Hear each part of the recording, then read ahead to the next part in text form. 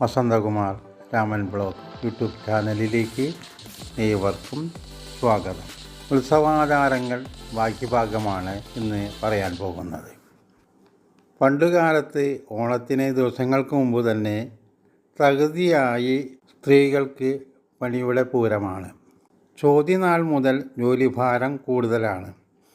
ചോതിക്കാണ് നെല്ല് അറയിൽ നിന്നെടുത്ത് പുഴുങ്ങുക. അതാണ് ഓണപ്പുഴുക്ക്.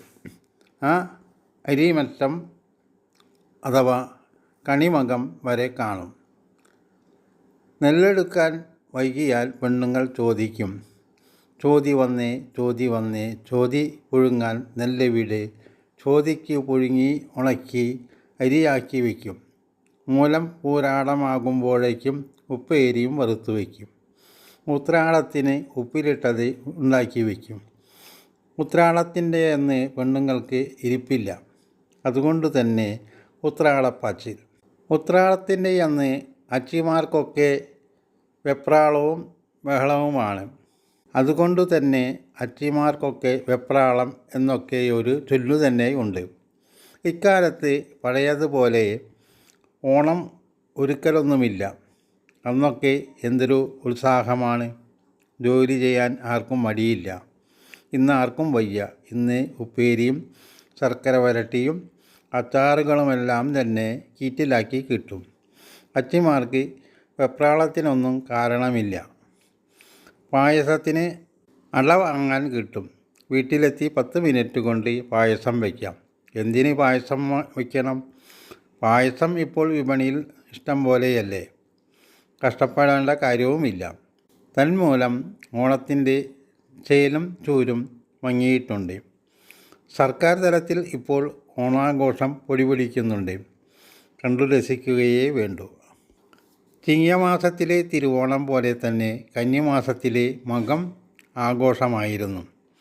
ഇക്കാലത്ത് അത് ചുരുങ്ങിയിരിക്കുന്നു.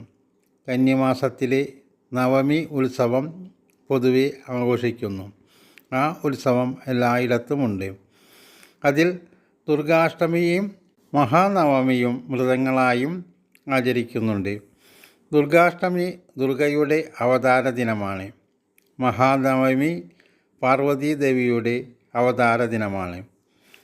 അതിനാൽ 2 ദിവസത്തിനും പ്രാധാന്യമുണ്ട്. ആ സമയം പുസ്തകപൂജ, ആയുധപൂജ തുടങ്ങിയവയുമുണ്ട്. പൂജവയ്പ് എന്ന പേരിലും ഇത് അറിയപ്പെടുന്നു. വിജയദശമി ദിവസം പൂജയെടുപ്പ് കഴിഞ്ഞാൽ കുഞ്ഞുങ്ങൾക്ക് അന്ന് വിദ്യാരംഭം കുറിക്കുന്നു. വിദ്യാരംഭത്തിന് ഏറ്റവും ഉത്തമ ദിവസമാണ് വിജയദശമി. അക്കാലം ക്ഷേത്രങ്ങളിലും നവരാത്രി ഉത്സവം ആഘോഷവും പ്രത്യേക പൂജകളുമുണ്ട്. തുലാമാസത്തിൽ ദീപാവലി ഉത്സവമായി കൊണ്ടാടുന്നു.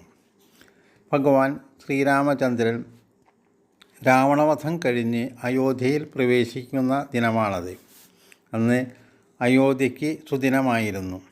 രാമനെ എതിരേൽക്കാൻ ദീപാവലിയും പടക്കവും പൊട്ടിക്കലും വിശേഷവിധിയായിട്ടുള്ള മധുരപലഹാരങ്ങളും അന്ന് പ്രത്യേകതയായിരുന്നു.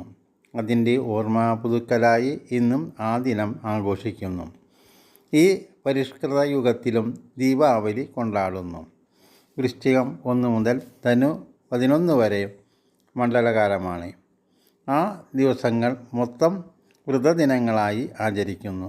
ആ കാലത്ത് വൃശ്ചികത്തിൽ വൈക്കത്തഷ്ടമി ഉത്സവമായി കൊണ്ടാടുന്നു. ധനുമാസത്തിൽ തിരുവാതിര കൊണ്ടാടുന്നുണ്ട്. അഷ്ടമിയും തിരുവാതിരയും ശിവന് പ്രത്യേകതയാണ്. ശിവക്ഷേത്രങ്ങളിൽ അന്ന് ഉത്സവമാണ്.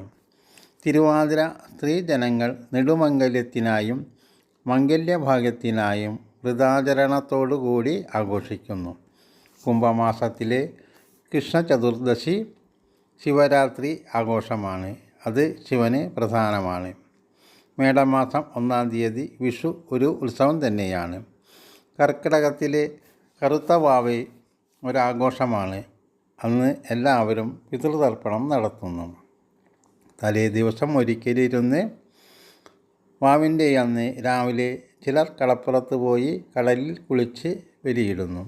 ചിലർ സ്വഗൃഹത്തിൽ തന്നെ ബലിയിടുന്നു. അന്ന് പിതൃപ്രീതിക്കായി വെള്ളം കൂടി വയ്ക്കുന്ന ഒരു രീതിയുണ്ട്.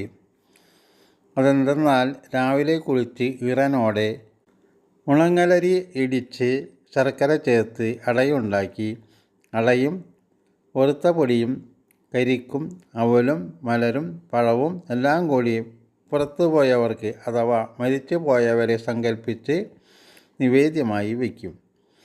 വിളക്ക് അഥവാ നിലവിളക്ക് കത്തിച്ച് അതിൻ്റെ മുന്നിൽ നാക്കരയിൽ ഗണപതിക്ക് വയ്ക്കും.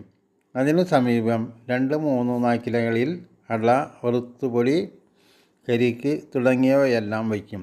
അതുകൂടാതെ പല്ലു തേക്കുന്നതിനുള്ള ഉമിക്കരി, ഈർക്കിലി തുടങ്ങിയവയും കുറിയിടലിനുള്ള ഭസ്മം, ചന്ദനം തുടങ്ങിയവയും വെള്ളവും വയ്ക്കും. ആരും പെട്ടെന്ന് ചെന്ന് തുറക്കാത്ത മുറിയിലോ അറയിലോ ആണ് വയ്ക്കുന്നത്. തീരെ കുഞ്ഞുങ്ങൾ മരിച്ചിട്ടുണ്ടെങ്കിൽ പാലും വയ്ക്കും. മരിച്ചു പോയവരിൽ കുടിയന്മാരുണ്ടെങ്കിൽ മദ്യം വരെ വയ്ക്കും. എല്ലാം വെച്ച് കഴിഞ്ഞ് മുറി അടച്ച് പുറത്തു പോകും. പിന്നെ ഈറൻ മാറി ആഹാരം കഴിച്ച് പുരാണപാരായണം നടത്തും. ഒരു 3 മണി കഴിഞ്ഞ് മുറി തുറന്ന് വച്ച സാധനങ്ങൾ പ്രസാദമായി എല്ലാവരും സ്വീകരിക്കും. ചില ആളുകൾ ഉച്ചയ്ക്കല്ല രാത്രിയിലാണ് ഈ ചടങ്ങ് നടത്തുന്നത്. സന്ധ്യാസമയത്ത് വിളക്ക് കൊളുത്തി കഴിഞ്ഞ് അരി വറുത്തെടുത്ത് വീടിന് പുറത്തിറങ്ങി വിളക്കുമായി ഗൃഹത്തിന് ചുറ്റും നടന്ന് വര മുകളിലേക്ക് വിതറി വല്ല ഭൂതാദി പിശാചുക്കളായി ആരെങ്കിലും ഉണ്ടെങ്കിൽ അത് അവരെ പ്രസാദിപ്പിക്കാനാണ് അങ്ങനെ ചെയ്യുന്നത്. അന്ന് രാത്രി ഉപവസിക്കുന്നതാണ്. ബലിയിടാനും വെള്ളം കുടിവയ്ക്കാനും പാടില്ലാത്തവർ അടുത്ത ക്ഷേത്രങ്ങളിൽ ഒറ്റ നമസ്കാരം എന്നൊരു ചടങ്ങ് നടത്തും. വാവ് എല്ലാവർക്കും പ്രധാനമാണ്. 4 ജാതിക്കാരും ഇതാചരിക്കുന്നുണ്ട്. ഇക്കാലത്ത് ആചാരത്തിന് ലോപം സംഭവിച്ചിട്ടുണ്ട്.